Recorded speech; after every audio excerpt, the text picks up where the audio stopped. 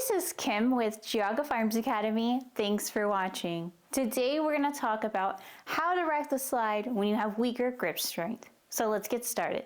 You don't need this, and you don't need the Smith & Wesson EZ. What you need is some training. A lot of male instructors don't understand what it's like to have weaker grip strength, and so they don't know how to teach you. They don't know the tips and tricks and how to help you. First off, let's get this out of the way. This is the Smith & Wesson EZ, and if you haven't watched my last video, make sure you check it out because I go through why I hate this gun. Now let's talk about revolvers, and I'm not talking about those people who love revolvers, who shoot them really well and enjoy them great. You keep doing you. What I'm talking about are people when it's time to buy a gun for their mom, their grandma, their girlfriend, whoever, who maybe doesn't have the most grip strength, they automatically go to the revolver. So I want you to think about this. So you're saying that they have such little grip strength in their hand that they can't rack a slide, but they're gonna have enough strength in their finger to shoot this revolver double action accurately. Before you go and do that, take them to the range and put that target out there and see how they do. And just remember this, that is the most perfect environment. That is so far from reality and using it in self-defense. And unfortunately, if you did have to use it in self-defense, those probably aren't going to be your best shots. You're talking about a huge adrenaline dump. Your hands are going to be shaking and sweaty and who knows what. You're going to have tunnel vision, all sorts of things going on. So make sure that they can actually shoot it accurately. Now let's talk about some tips, tricks, and products that could help you rack this slide with weaker grip strength. We want to bring it nice and close because we have more leverage here versus out here. Let's also talk about where you have to be careful, and that's right here where the port is, because as you're racking it, it does open and close, as you can see. So we don't want to put our hand there where we can get pinched. Next, you also have to remember where you're pointing this at. So let's say we're shooting, this is downrange, safe direction, and then I go to bring it close to me and I go and I turn the gun like this. Well, is this still a safe direction? So maybe you have to turn your body versus the gun. So it's another thing to think about. My next trick is that we're gonna use this hand to just hold on. So this is our support hand where the grip is. I'm gonna put the whole part of my palm here, all of it right there on the serrations where it's nice and safe, and I got a nice grip on it, and it's just gonna hold on, and then this arm is gonna punch forward. So instead of trying to use my strength to pull it back like that, I'm gonna use this big muscle to punch it forward like that. So this hand's just holding on and it's gonna let go when it's the right time, and this arm's gonna punch forward. So you wanna think like you're getting mad at it.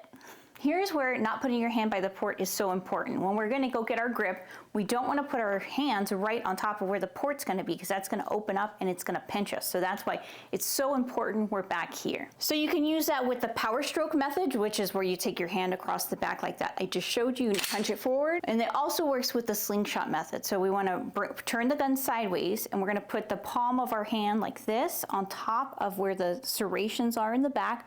Just like before, we don't put it where the port is, we put it in the back here, and then we punch it forward like that. So we're not pulling it back, we're punching it forward. Now let's talk about some products that might help you as well. One of them is adding a red dot to your pistol. And if you're not familiar with them, we have a whole series about red dots. But why it helps you is that you can bring the gun close like we talked about before, using the leverage as we bring it closer.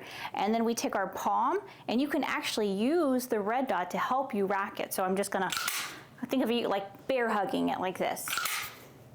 Another product that will help you is making sure that you have either a combat edge, nice metal sights like we have here. It's got a nice combat edge, so it's nice and flat here. If we had to, we could actually use that on a table and use all of our weight to press down and rack the slide. And you could also do the same thing with an optic. Another product you can add onto your pistol that is very affordable are these slide spiders. They're by Talon grips.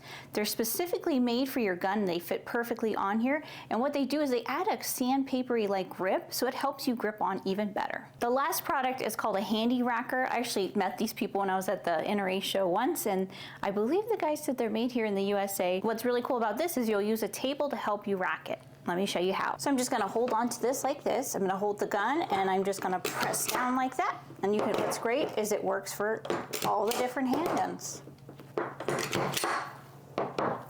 My last two tips are, don't get frustrated with yourself. A lot of women get really frustrated because they see me racking it over and over again, and obviously shoot a lot and I have stronger grip strength. So you don't in real life have to rack it 20 times. You're gonna, in real life, just load it up, rack it the one time, and you don't have to do it again until you're out. So don't get frustrated and don't wear yourself out just trying to do it 20 times in a row. And my last tip is make sure you let it go and let it do its job. A lot of people want to be very gentle with it and they want to pull it back and then help it back forward. You got to pull it back and let it go, whether it's this method or you're going to use your grip strength. But no matter what, you got to let the slide do its job. If you try to help it forward, it's called riding the slide, you're going to cause it to malfunction and not feed properly. I hope you guys enjoyed this video and found it helpful. If you did, give me a thumbs up, a like, a comment. I always like to hear from you guys. Make sure you subscribe here on YouTube. Click the bell so you get notified every time we put a video out. You can find us on Facebook, on Instagram, on Rumble. We put all of our premium content on Patreon. Until next time, remember, it's always better to be judged by 12 than carried by 6.